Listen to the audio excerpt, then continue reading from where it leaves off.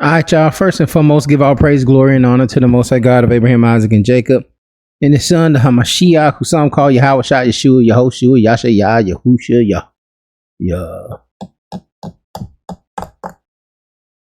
We mostly know it's Jesus Christ. I just wanted to briefly speak about some of these tools, and we may have to go over this a few times. I wanted to eventually we're gonna go over some of the slides from the debate that we recently had. But I think some of the main points kind of went over brothers' heads because we don't understand some of these tools. And I want to start with something simple. You know, we all dealt with this word Elohim. All right. We got them in the Strongs pulled up here, Elohim. And we know it has multiple meanings. All right. We know, you know, and if you look here, it says KJV translates this Strong's 430 in the following manner. You know, G-O-D, capital G-O-D, little lowercase G-O-D. And we know this is an effort to show a distinction with the capital G-O-D and the lowercase G-O-D. We understand judge definitely is a different word. Capital G-O-D is to show a distinction between the capital G-O-D and the lowercase G-O-D. Goddess, we know, is different between, is a different word from, you know, judge or angel. Great, mighty, angel, exceeding. All of these are different words.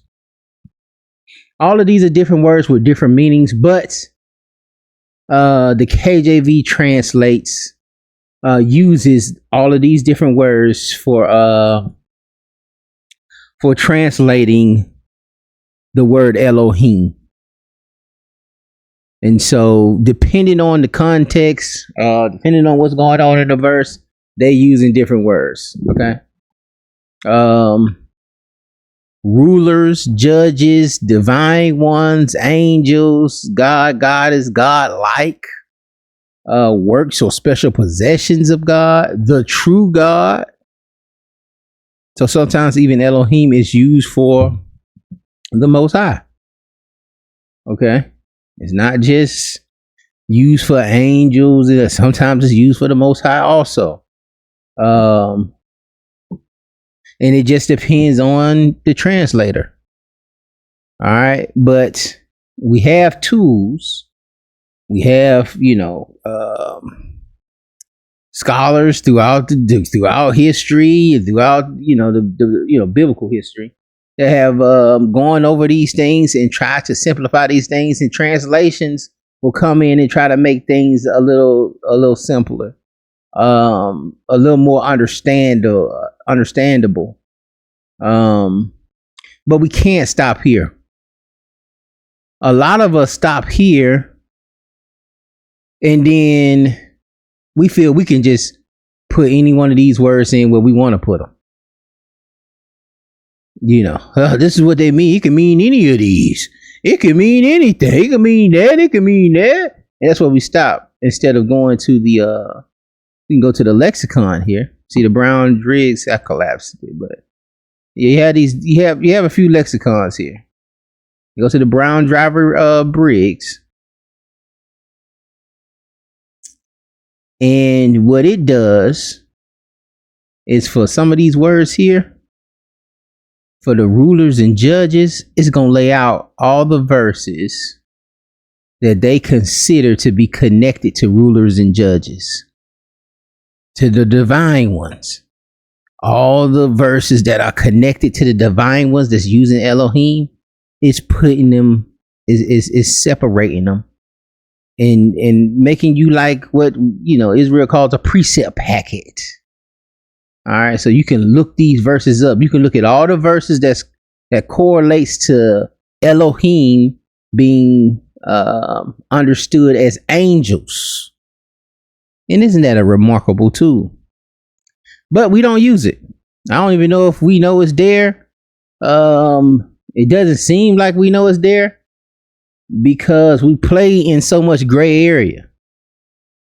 Like you don't get to play around when we start to do this. So you see it here. Rulers, judges. You see verses that's gonna correlate to that.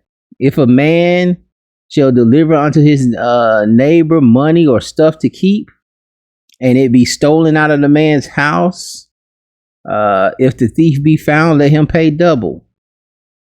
That's, you had to look and see where Elohim is at in that. If the thief be found, here we go. Just the next verse here. If the thief be not found, then the master of the house shall be brought into the judges to see whether he have put his hand unto his neighbor's goods. Okay, so he gonna be brought unto the judges. And that word there was Elohim, and we see it's connected to the rulers and the judges. Okay. If one man sin against another, the judge shall judge him. The word Elohim connected to judges.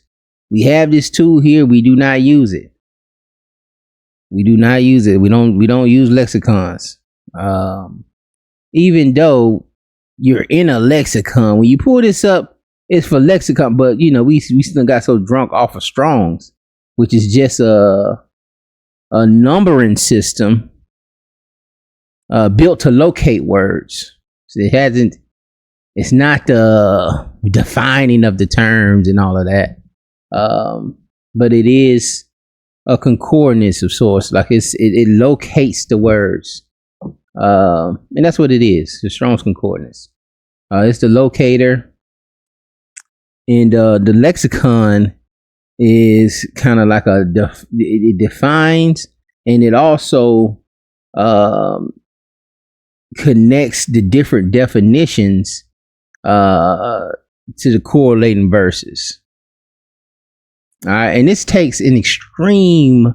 That's why I said we be calling ourselves scholars, but if you look at the work that's going into this, that's been, this is a lot of work. And then this is a lot of work for us not to be using. It's insane.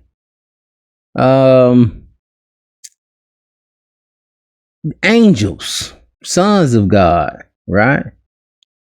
Job 1:6, it says, now there was a day when the sons of God came to present themselves before the Lord, and Satan came also among them. Okay. The sons of God came to present themselves. Who was that? Before the Lord, capital Lord. And Satan came too.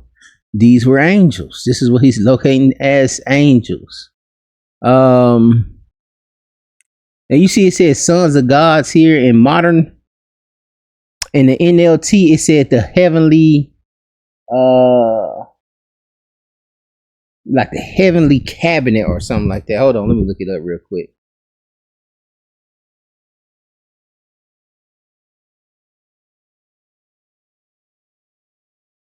The heavenly court. All right, showed up. Instead of it saying, now there was a day when the sons of God came to present, it says, now there was a day where there was in the heavenly court and Satan presented himself. But again, it's the word Elohim. And so you have gods there. You have all the verses correlating to, pagan deities, foreign gods. The true God. All right, Yahweh is the God. Unto thee it was showed that thou mightest know that the Lord, he is God.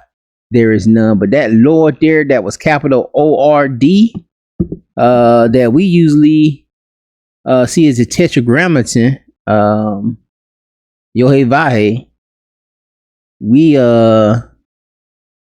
see Elohim there. All right, but they translated it capital L, capital O, capital R, capital L, capital O, capital R, capital D. Okay, to show the distinction there, because contextually it's talking about the Most High. Even though it didn't use Yahweh or Yahweh or Yahuwah. All right. Even though it didn't use the tetra. It says, know therefore that the Lord thy God, he is God. You know, it's kind of the same kind of verse. Let's see verse 39 here. Know therefore this day and consider in thy heart that the Lord, he is your God, you know. But the writer, and it could be just the writer of Deuteronomy. It could be the Deuteronomists that they were using Elohim. Like, it gets deep, man. We be talking, you know, sometimes I be hearing us, you know, I be hearing us say stuff, man. I'm like, man, you have no idea. And then it's like, I don't even know if I can give it to you because it might ruin you.